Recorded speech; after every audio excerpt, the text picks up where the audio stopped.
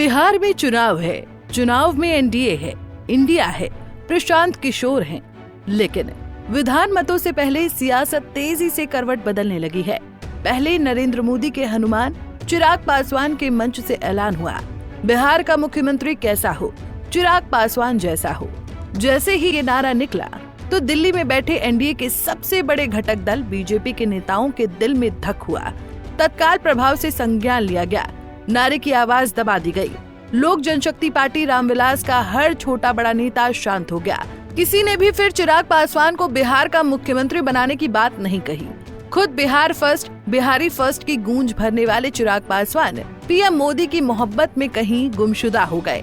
चिराग तो केंद्रीय मंत्री की कुर्सी में खो गए, लेकिन सियासत की चौपाल पर बैठे चाचा ने माना कि चिराग सही वक्त का इंतजार करने लगे। उनको तो अब केंद्रीय मंत्री का पद नहीं बल्कि सीएम की ही कुर्सी भा रही है। बिहार एनडीए में ये विरोध तो चल ही रहा था कि दूसरा भी निकल आ गया। बैठे बिठाए उपेंद्र कुशवाहा को न जाने क्या हो गया।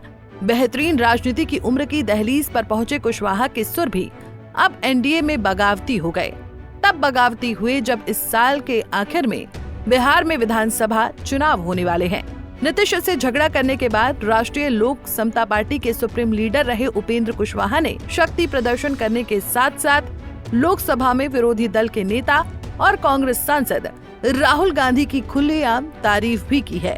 चुनाव आयोग के एसआईआर के खिलाफ चलाई जा रही आरजेडी और कांग्रेस की मुहिम को जमकर सराहा। चिराग के बाद जब उपेंद्र कुशवाहा कल्टी मारने लगे तो सवाल उठे कि आखिर बिहार एनडीए में चल क्या रहा है। क्या विधानसभा चुनाव से पहले एनडीए टूटकर चकनाचूर होने वाला है? ऐसे ही ना जाने कितने सवालों के जवाब तलाश करने पर पता चला कि एनडीए में सीटों के बंटवारे पर आम सहमति नहीं बन पा रही है। बीजेपी कह रही है कि आने वाले विधानसभा के चुनाव में नीतीश की जेडीयू बड़े भाई की भूमिका में रहेगी। ये सुनते ही बिलबिलाए कुशवाहा शक्ति प्रदर्शन करने लगे। माने विधानसभा चुनाव से ठीक पहले बिहार एनडीए में प्रेशर पॉलिटिक्स चरम सीमा पर पहुंच गई है। प्रेशर पॉलिटिक्स के पीछे हाजीपुर में बैठकर एलजेपी-आर लीडर अरुण भारती तर्क दे रहे हैं कि बिहार में हर 1.5 से 2 दशक में राजनीतिक परिदृश्य बदल जाता है। जो राजनीतिक परिदृश्य है वो हर 1.5 से 2 साल में 1.5 से 2 दशक में बदल जाती है। आज बिहार की राजनीति उस परिदृश्य पे है, वहाँ उस पैराडाइम शिफ्ट पे है जहाँ बिहार विधानसभा चुनावों के बाद अगले 1.5 से 2 दशक के लिए बिहार के अगले नेता का चयन होना है। ऐसे में लोक जनशक्ति पार्टी रामविलास 8 जून 2025 से हम लोगों ने नव संकल्प महासभा शुरू किया था, जिसका प्रयास यह रहा है कि इस नेतृत्व के गैप को भरने के लिए आज के दिन में कोई अगर सबसे सक्षम नेता, युवा नेता और ऐसा नेता जिसके ऊपर कोई एक दाग नहीं है, जिसके ऊपर कोई भ्रष्टाचार का आरोप नहीं है, जो जंगल राज की विरासत लेकर के नहीं आता है, साफ सुथरी ईमानदार छवि का, जिसके पास विजन है, कर्मठ है और बिहार के लिए कुछ करना चाहता है। कुल मिलाकर अरुण भारती का कहना है कि बिहार में सीएम की कुर्सी चिराग पासवान को दे दी जाए तो फिर बीजेपी जिनको बड़ा भाई मानकर बैठी है, उन नीतीश बाबू का क्या होगा?